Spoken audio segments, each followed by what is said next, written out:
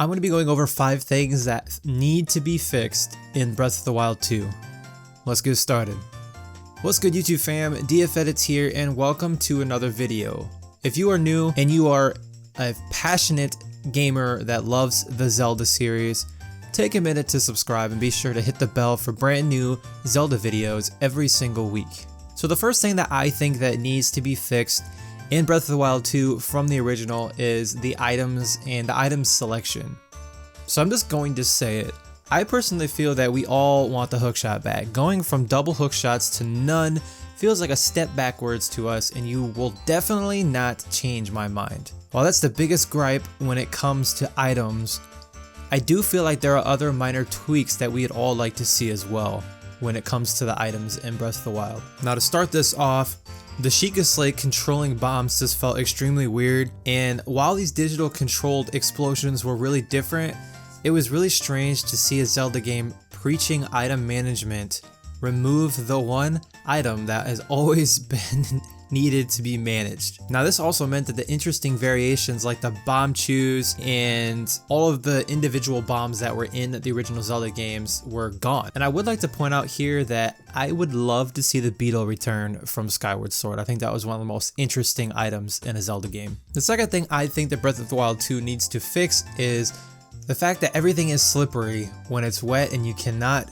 travel anywhere when it's raining. Now one thing that literally set Breath of the Wild apart from every other adventure in the series past is its dynamic weather changes. Now in the blink of an eye, players would have to literally change their entire game plan or wait out a storm. Now for me, that did get a little tiresome, especially since 90% of the time you have to climb to get, let's say, a Korok seed or something like that. Now I love what Nintendo was trying to do as far as changing things up with this, but I have a hard time thinking 30 seconds of rain will make a rock that impossible to climb. Now hopefully there's going to be a little more leeway given to the player in Breath of the Wild 2. Now the third thing I think that Breath of the Wild 2 needs to fix drastically is the temples. So this might not be a popular opinion, but the temple design in Breath of the Wild is some of the worst in the history of the franchise. To me, replacing traditional temples with 3 divine beasts, which were interesting, the puzzle solving was stripped down to changing the map's layout, and it was a little underwhelming, to be honest. Now, to make up for this, we were graced with a lot of spirit trials, which were basically more condensed puzzles with a reward at the end that you 9 times out of 10 didn't really need at that time. Now, granted, there was a little more variety in these, however, but many of them involved messing around with the game's physics to get a result. Now, sure, it was rewarding to complete, but those situations didn't really give me or players a feeling of profound accomplishment, like let's say completing a dungeon in Ocarina of Time. Now, if we had to choose between the traditional dungeons and the temple experience, I personally would choose the latter. Now the fourth thing that I personally think needs to be fixed in Breath of the Wild 2 is that the Master Sword needs to be required. Now The Legend of Zelda Breath of the Wild is an amazing title because it literally broke the tradition of every single Zelda game in the Zelda franchise. Sometimes, in my personal opinion, certain things don't need to be broken. Since the dawn of time, players have been told that the only way to stop Ganon is to use the Master Sword itself.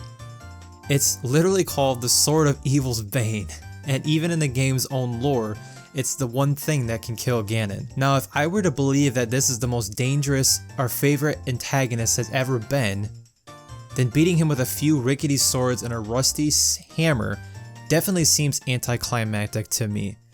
Dear fam, let me know in the comments what you guys think needs to be fixed in Breath of the Wild 2. And last but not least, the number one thing I think that needs to be fixed in Breath of the Wild 2 is the weapon deterioration process. Now hold on, before you write in the comments, nasty comments, I love the combat system in this game, but the weapons, let's be honest, they broke way too often. Yeah, I know the Master Sword is way more durable, and yeah, there's a solution to the problem if you want to go that route, but it's a little crazy. A little side shade at the Master Trials. Weapon durability was an interesting idea, even for a game that really has it written in canon that there is only one blade that can stop evil, and I personally want that to stay in the game, but they need to last longer than a battle and a half. I even like the idea of different enemies deteriorating weapons of different conditions and types at different speeds, but the tools needed to have more longevity.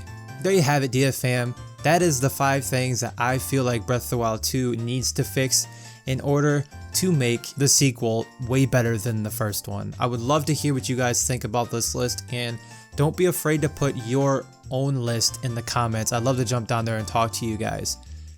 Thank you so much for watching, and if you are new and you're a fan of the Zelda series, consider subscribing and be sure to hit the bell notification for brand new Zelda videos every single week. Continue to be that light in somebody's life, and until next time, I'm out.